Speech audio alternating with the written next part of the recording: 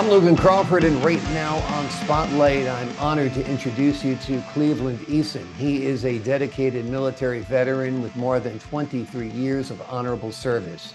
He blends his rich naval experiences and insightful interactions from around the globe into his inspiring book. It is called A Sailor's Advice on Life. With the wisdom of someone who has journeyed through the world's vast oceans and lived through the height of the Cold War, the author illuminates the path of life with valuable lessons he has learned along the way. We're delighted to have this very talented author join us here today on Spotlight. We thank our team at Inks and Bindings for helping us put him in the spotlight today. And we ask viewers like you to support writers like him by subscribing to our channel and by purchasing this wonderful book. Cleveland, thank you so much for joining us here today on Spotlight. Yes, thank you. It is definitely a pleasure, and I definitely appreciate all you do to ensure that people are well informed. Oh, absolutely. I appreciate your time, and thank you for your praise, sir.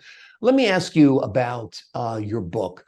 What inspired you to write A Sailor's Advice on Life? That's a really good question, Crawford. When I was assigned to the Middle East, it was an independent, very isolated assignment. So I had a lot of time to think and reflect on things that were valuable for me. And one of the relationships I value greatly in my life's journey was my relationship with my father. Mm-hmm. And there was conversations that I wish we would have had during my formative years, but sometimes life and circumstances get in the way of those conversations. And based on that, being a father myself of three daughters, I started thinking about what sort of advice would I like to pass down to them and to ensure that they can navigate their lives and have more fulfillment. Absolutely. Now, you grew up the son of a U.S. Army first sergeant. Did you ever think, or did you know growing up that you'd follow in his footsteps, at least in part? Well, not really. I really planned to go to college and pursue electronics. I had a really big fascination in electronics growing up. And then one day a Navy recruiter came to my high school and said, "Hey, the Navy's has some of the best training there is, and you could join the Navy." And then afterwards, I used that skill and that education to get ahead on life. So I originally planned to be in the military just for my initial enlistment and transition out, but I really enjoyed the opportunity to serve my country in the naval forces. Now, when a sailor gives advice on life, it sounds like it's pretty profound because a sailor has seen every corner of the globe and has seen life in situations that most of us only either watch on TV or read about. So what are some of the best advice, or what is some of the best advice you give to folks who are seeking some guidance in this life? Well, one of the observations that I have is that even though we look at our relationship with our children as being a short journey, especially when we had those sleepless nights as parents, as I'm pretty sure you can relate to that. It seems like a long time, but really we have this really short period of time where we can really create those beliefs and those values for our children. Yeah. And I've noticed that regardless of the culture or background, that parents who are involved and have that positive interaction with their children and allow them to be able to feel accepted, understood, and develop trustworthy relationships, have better outcomes.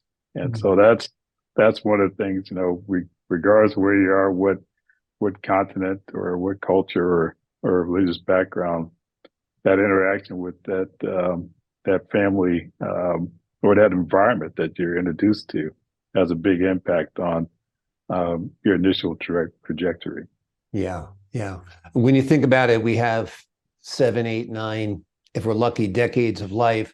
2 of those decades are spent raising our kids, and they really are just like clicks of a clock. They go pretty fast.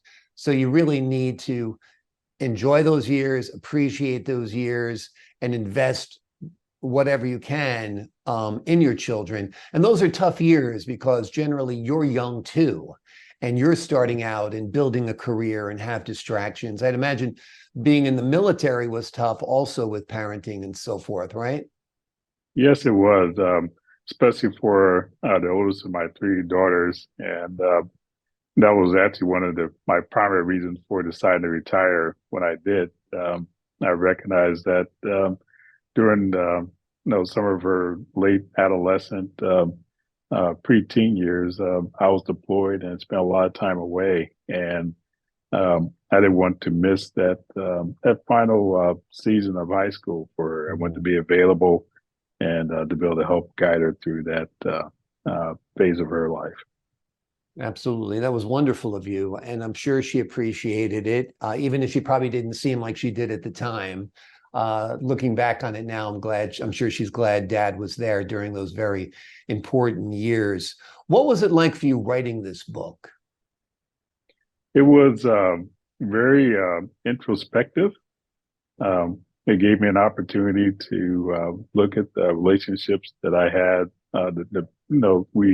We all have those key relationships and those aspects of that quality of relationship. So those are the things that really was brought me introspective moments when I was writing this book. What are you hoping readers take away from it? Well, I like them to take away from this book. There's a study that was done by Harvard, and it looked at what really brought fulfillment in individuals' lives. And one of the things that I believe my book helps to highlight is the importance of relationships. The things will come and go, and we don't get to take anything with us, as you and I both know, when it's our last day. But we will leave an impression on the people's lives that we intersect during our life's journey, and those have a way of echoing and living a legacy that hopefully will be passed on for more than one generation. Yeah, absolutely. Absolutely. Do you miss being a sailor? Do you miss being out at sea? Do you miss that life? I miss it. It's just, one of the things that you get to enjoy when you're out to sea is the vastness of the ocean and the lack of light pollution. It's just amazing at nighttime we can see the billions of interstellar objects and just take in the beauty and the strength of nature. But I also recognize each time I'm away that there is a void that time can't be refilled. Exactly. Exactly. Now that you've written this book, have you got the writer's bug? Are you working on anything else? Well, yes.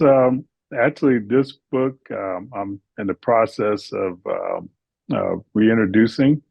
Um, I originally launched the book during the height of the pandemic, and as such, because there's just so much human tragedy going on, I really didn't do much to promote it just because I felt kind of guilty about that. But I've moved on with some of that past experience. And this book is now going to be introduced truly as a self-published, and where I have a lot more control and the distribution. And I'm looking forward to reintroducing it to a new reader audience. Wonderful, wonderful. Well, the name of this book is A Sailor's Advice on Life. It is written by Cleveland Eason. He spent about a quarter of a century serving his country honorably in the U.S. Navy. And he has taken those naval experiences and the interactions he has gathered from around the globe and put them into a very inspiring book that is highly recommended. Cleveland, thank you so much for joining us here today on Spotlight. Well, thank you so much, Crawford, for all that you do and allowing artists like me to get an opportunity to give a reflection about of our contributions.